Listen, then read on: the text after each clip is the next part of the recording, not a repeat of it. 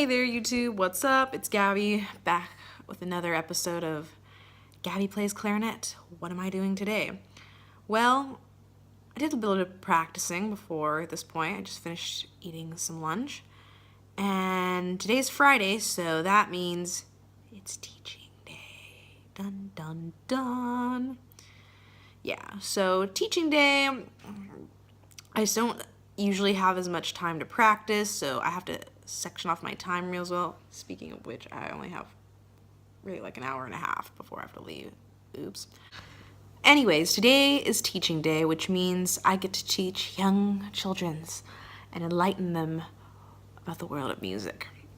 Now today I'm not teaching any clarinet, although most of my students are clarinet students, but today I'm actually teaching piano. Fun little fact, clarinet was not my first instrument, but in fact piano was my first instrument. I started playing when I was 6 years old. I was actually pretty good at one point, and then I stopped. Well, I don't really feel like talking about my piano story. It's a little bit of a sensitive subject. Piano is very near and dear to my heart, though. So, yeah, I love piano, and it's only been not so long ago since I started teaching piano again. And to be honest, I get really nervous when I teach piano lessons just because I feel like because I don't play it as much as I do clarinet now, I feel like I'm not as good. And because piano is not my primary instrument anymore, it makes me feel like a fraud. It's like, piano is not your first instrument? You don't practice it every day? Fraud. Because I'm not a piano player, I feel like that makes me less of a teacher because that's not really my primary instrument anymore. But I just have to keep reminding myself that, you know music, and it's not like I don't know how to teach kids how to play a piano. It's funny when I think back to how I grew up playing piano. I think of all the different things, like little concepts, techniques, and stuff that I used to work on, and I kind of want to, it's like I'm transferring what I learned to them. That's really kind of what teaching is, though, no? A transfer of knowledge, if you will. Anyways, so back to the clarinet front. Update, I'm taking an audition, not for an orchestra. Well, it is for an orchestra, but not for a professional orchestra. I'm taking an audition for American Youth Symphony. For those of you who don't know, American Youth Symphony is a kind of like a semi-youth orchestra. You have to be at least 15 to join, but I'm auditioning for that orchestra, and I'm excited to be auditioning again. I didn't think I would necessarily say that just because auditions really take a lot out of me. I just get so drained by the time I'm finished with one just because I've spent hours and hours and hours of practicing so hard, and by the time it's over, I'm just like, I'm gonna curl up into a ball and take a nap for 3 years on the couch. That's how I feel when I'm done with an audition. So yeah, auditions are very hard on me, both physically and mentally, but I want to take more auditions just because, I mean, let's face it, I'm never gonna get anywhere if I don't audition or I don't start playing for people. So that's that. So yeah, I'm gonna take this audition. But regardless of the instrument, teaching is really hard. It's like, especially with younger kids, it's like, how do you get them to understand exactly what you're doing?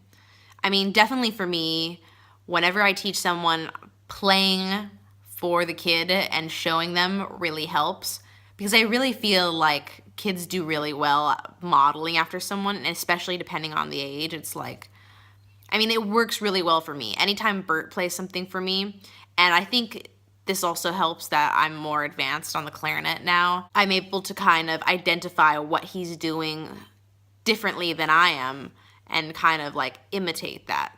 So, I mean, modeling is always something that's worked really well for me. I mean, I know that not every kid works that way, and so depending on how they learn, I kind of try to figure that out. Depending on how they learn, I try to figure out what the best way of learning for them is, and I try to incorporate that. And I like to ask them a lot of questions because, naturally, younger kids especially, they don't really talk much. It's like, they trust the teacher. They're taught, do what teacher says. Follow the teacher, follow the teacher, follow the teacher. Relying so heavily on the teacher while it's good because obviously we're the trained professionals, if they're confused or they have questions or something that doesn't make sense, I feel like kids are afraid to speak out. And I know I was definitely the same way learning music. To backtrack a little bit, little bit of summary of my life. I was kind of raised in a way where it was like, you don't know what's best for you, and you need to listen to all the adults because they know what's best for you. Your parents know what's best for you. Basically, all the adults know better than you do, and anything you say is wrong, pretty much. So that's how I kind of felt growing up. And so when it came to like music, at least initially, I just 100% threw my trust in the teacher. I couldn't trust my own thoughts or opinions, or part of that had to do with the way I grew up also, but it affected the way I learned music as well. And because I see that in myself, it's easier for me to correct in a kid. So I really try to ask a lot of questions and make sure it makes sense. I mean, at the end of the day, not every kid is going to speak up. Some are shyer than others, so it's going to be harder. But as a teacher, I want to feel like I'm making my best effort to make sure the kid is learning something, you know? So I guess that's my biggest fear when it comes to teaching piano as well, just because it's not my primary instrument. I feel like I'm not going to be able to teach them as well as I would maybe a clarinet student.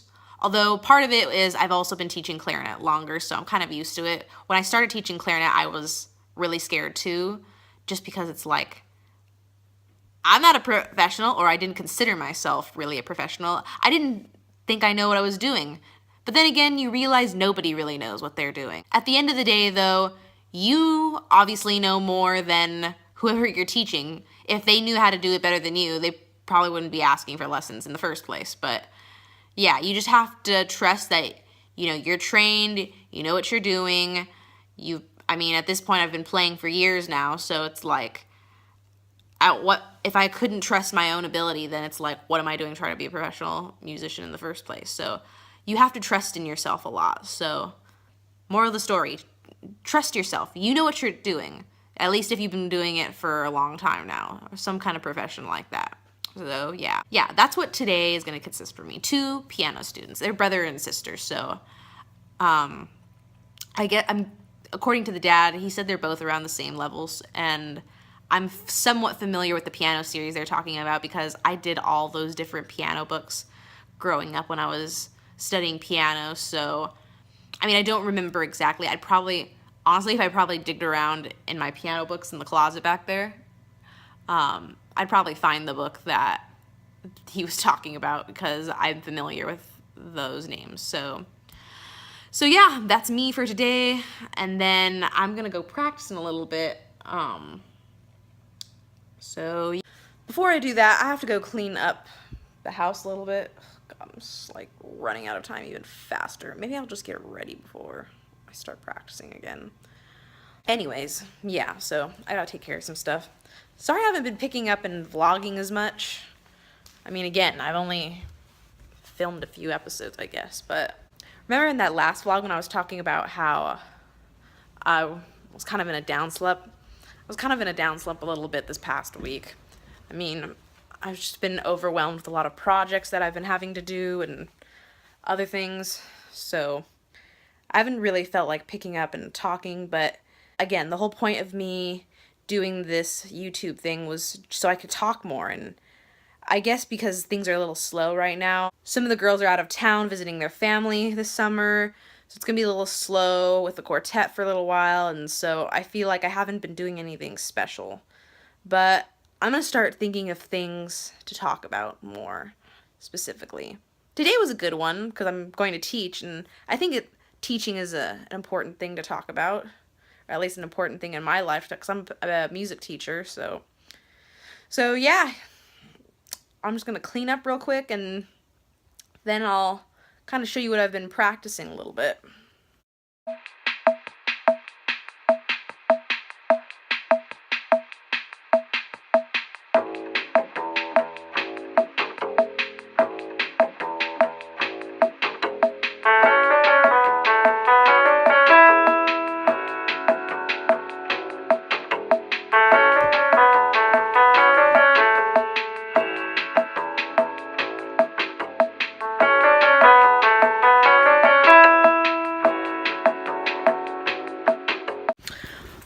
all done getting ready. Oh, fix that thing. All right, I don't really have much time to practice, so I'm gonna get on that right now. Oh, nice, no? You know, it's my first, I think I said this at the beginning of the vlog, but this is my first lesson with these kids, and you know, especially since I have a crazy haircut, I want to make like a good first impression with their parents, so just so I don't seem like a crazy person. Anyways, so quickly before I get to practicing and then off to work, let me show you what I've been practicing lately. So what's on my stand these days? So for AYS, you have to have a solo piece and some excerpts prepared. They've given me the excerpts, but I get to choose the solo piece. I decided I'd work on Copeland. I've really been missing practicing this. Oh, these are all my old markings practicing. But yeah, I've been really missing playing this piece. I've been thinking about Copeland a lot lately, so that's my solo piece. Next, Beethoven Symphony No. 8. Movement anyways, not the first movement. I don't think we really ever played the first movement, even though it's in this book. Mendelssohn's Scherzo, a classic. Rachmaninoff Symphony No. 2, third movement. And everyone's favorite, Firebird. Yay. Yeah, so that's gonna be a fun little thing to work on. You know, as hard as it is though, I'm really excited to be practicing again, practicing towards an audition specifically, so yeah, I got this. I'm confident. You know, for every audition that I've been taking, I feel like I'm at least getting more confident and more used to what audition atmosphere is like and what it feels like trying to prepare for one, trying to be in the moment and playing the best you can for one. So I feel much more confident than I have in the past auditions, so that's a good thing. So anyways, I'm gonna get going. I gotta get to practicing because otherwise I'm gonna be late for my lesson. And so yeah, I'll talk to you guys later. Bye!